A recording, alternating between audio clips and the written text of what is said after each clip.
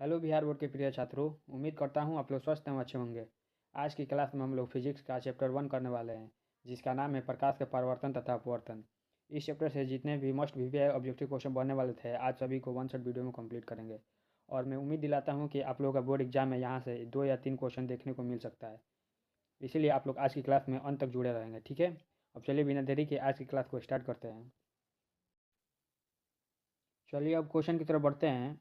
1 number प्रश्न दिया गया है। 1 नंबर प्रश्न है, निम्न में से कौन सा पदार्थ लेंस बनाने में प्रयुक्त नहीं किया जा सकता है। ये 2012 और 2017 में पूछा गया है। ए नंबर है जल, बी नंबर देगा कांच, सी नंबर देगा प्लास्टिक और डी नंबर देगा मिट्टी। इसका सही आंसर क्या हो जाएगा? डी नंबर हो जाएगा, ठीक है। मिट्टी। मिट्टी का प्रयोग हम लोग लेंस बनाने में नहीं किया जा सकता है, ठीक है। अगला प्रश्न दिया गया है 2 नंबर प्रश्न है, एक उत्तल लेंस की क्षमता एक डायरेक्टर है तो उस लेंस की फोकस दूरी है। ये 2018 में पूछा गया है। ए नंबर दिया गया +10 सेंटीमीटर, बी नंबर देगा -10 सेंटीमीटर, सी नंबर देगा प्लस में 100 सेंटीमीटर और डी नंबर देगा -100 सेंटीमीटर। इसका सही आंसर प्लस में 100 सेंटीमीटर होगा, ठीक है। क्वेश्चन क्या पूछ रहा है? एक उत्तल लेंस की क्षमता एक डायरेक्टर है तो उस लेंस की फोकस दूरी क्या होगी? तो प्लस में 100 सेंटीमीटर होगी, ठीक है। अगले प्रश्न में बढ़ते हैं। 3 नंबर प्रश्न दिया गया है, प्रकाश के अपवर्तन के कितने नियम हैं? ये 2016 और 2021 में पूछा गया है। ए नंबर दिया गया 1, बी नंबर दिया गया 2 और सी नंबर दिया गया 3, डी नंबर दिया गया 4। इसका सही आंसर 2 हो जाएगा, ठीक है। प्रकाश के अपवर्तन के कितने नियम हैं? तो 2 नियम हैं। अगला प्रश्न दिया गया है 4 नंबर प्रश्न है, प्रकाश के परावर्तन के कितने नियम हैं? ए नंबर दिया गया 1, बी नंबर दिया गया 2, सी नंबर दिया गया 3 और डी नंबर दिया गया 4। इसका भी सही आंसर क्या हो जाएगा? 2 हो जाएगा, ठीक है। ये 2012, 2015, फिर 2020 और 2021 में पूछा गया है। आप लोग देख सकते हैं कि आज की क्लास कितना ही मस्ट वीवीआई क्वेश्चन लाया है आज की क्लास में। इसलिए आप लोग आज की क्लास में अंत तक बने रहिएगा, ठीक है। चलिए अब अगले क्वेश्चन बढ़ते हैं। 5 नंबर क्वेश्चन दिया गया है, किसी माध्यम में के अपवर्तनांक का मान होता है। ए नंबर है sine i by sine r, B number देगा sine r by sine i और सी नंबर देगा साइन आई गुने साइन आर, ठीक है। और डी नंबर देगा sine i plus sine r. इसका सही आंसर क्या होगा? Sine i by sine r हो, ठीक है। इसका सही आंसर क्या हो जाएगा? ए नंबर हो जाएगा। अगला प्रश्न दिया गया है 6 नंबर, एक उत्तल लेंस होता है। ये 2013 में पूछा गया है। सभी जगह से समान मोटाई का। बी नंबर दिया गया है बीच की अपेक्षा किनारों पर मोटा, सी नंबर देगा किनारों की अपेक्षा बीच में मोटा और डी नंबर देगा इनमें से कोई नहीं। इसका सही आंसर क्या है? किनारों की अपेक्षा बीच में मोटा होता है, ठीक है। एक उत्तल लेंस क्या होता है कि हमेशा किनारों की अपेक्षा बीच में क्या होता है? मोटा होता है। अगले प्रश्न में बढ़ते हैं। 7 नंबर प्रश्न दिया गया है, सोलर कुकर में प्रयोग किया जाता है।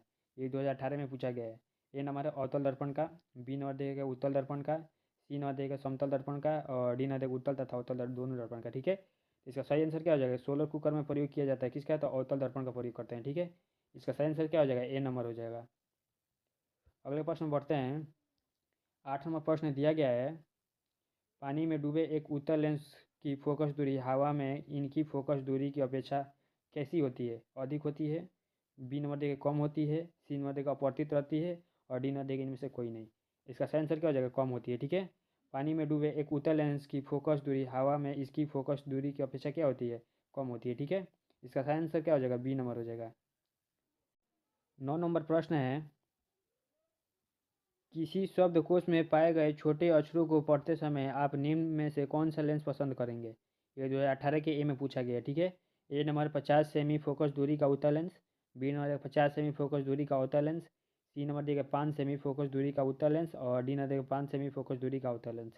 इसका सही आंसर क्या हो जाएगा? 5 सेमी फोकस दूरी का उत्तल लेंस को हम लोग क्या करेंगे? प्रयोग करेंगे, ठीक है। अगला प्रश्न दिया गया है 10 नंबर प्रश्न है, प्रकाश तरंग का उदाहरण है। ये 2017 के सी में पूछा गया है, ठीक है। ए नंबर है ध्वनि तरंग, बी नंबर विद्युत चुंबकीय तरंग, सी नंबर पराबैंगनी तरंग और डी नंबर इनमें से कोई नहीं। इसका सही आंसर क्या है? विद्युत चुंबकीय तरंग है, ठीक है। अगला प्रश्न दिया गया है 11 नंबर, दंत विशेषज्ञ किस दर्पण का प्रयोग मरीजों के दांत का बड़ा प्रतिबिंब देखने के लिए करता है? ए नंबर है समतल दर्पण का, बी नंबर देगा अवतल दर्पण का, सी नंबर देगा उत्तल दर्पण का और डी नंबर देगा इनमें से सभी का। इसका सही आंसर क्या हो जाएगा? अवतल दर्पण का, ठीक है। जो दंत विशेषज्ञ है, जो डॉक्टर है दांत को देखने वाला, वो किस दर्पण का प्रयोग करता है दांत का बड़ा प्रतिबिंब देखने के लिए? तो वो अवतल दर्पण का प्रयोग करता है, ठीक है। अगला प्रश्न है, 12 नंबर प्रश्न दिया गया है, कौन सा लेंस अपसारी लेंस भी कहलाता है? ये 2018 में पूछा गया, ठीक है। ए नंबर है अवतल लेंस, बी नंबर देगा उत्तल लेंस, सी नंबर अवतल तथा उत्तल लेंस दोनों, डी नंबर देगा इनमें से कोई नहीं। इसका सही आंसर क्या हो जाएगा, अवतल लेंस हो जाएगा। ठीक है, अवतल लेंस को क्या कहा जाता है, तो अपसारी लेंस भी कहा जाता है। ठीक है, अगला प्रश्न दिया गया है 13 नंबर प्रश्न है, एक प्रयोग में अवतल दर्पण द्वारा किसी बीम का प्रतिबिंब एक पर्दे पर प्राप्त किया जाता है। दर्पण की फोकस दूरी को निर्धारित करने के लिए प्रयोगता को मापने की जरूरत है। ये 2018 में पूछा गया। ठीक है, ए नंबर दिया गया है दर्पण तथा पर्दा के बीच की दूरी को, बी नंबर देगा दर्पण तथा बीम के बीच की दूरी को, सी नंबर देगा ए तथा बी दोनों, और डी नंबर देगा इनमें से कोई नहीं। इसका सही आंसर क्या हो जाएगा, सी नंबर हो जाएगा। ठीक है, ए और बी दोनों हो जाएगा। ठीक है, अगला प्रश्न दिया गया है 14 नंबर प्रश्न है, गोलीय दर्पण के परावर्तक पृष्ठ की वृत्ताकार सीमा रेखा का व्यास कहलाता है। ए नंबर है मुख्य फोकस, बी नंबर देगा वक्रता त्रिज्या, सी नंबर देगा प्रधान अक्ष, और डी नंबर देगा गोलीय दर्पण का द्वारक। इसका सही आंसर क्या हो जाएगा, गोलीय दर्पण का द्वारक हो जाएगा। ठीक है, अगला प्रश्न दिया गया है 15 नंबर क्वेश्चन है, निम्नलिखित में कौन उत्तल दर्पण की फोकस दूरी है जिसकी वक्रता त्रिज्या 32 सेंटीमीटर है। यह 2018 में पूछा गया है। ठीक है, ए नंबर है 8 सेंटीमीटर, बी नंबर दिया गया -8 सेंटीमीटर, सी नंबर दिया गया +16 सेंटीमीटर, और डी नंबर दिया गया माइनस में 16 सेंटीमीटर। ठीक है, इसका सही आंसर क्या आ जाएगा, प्लस में 16 सेंटीमीटर हो जाएगा।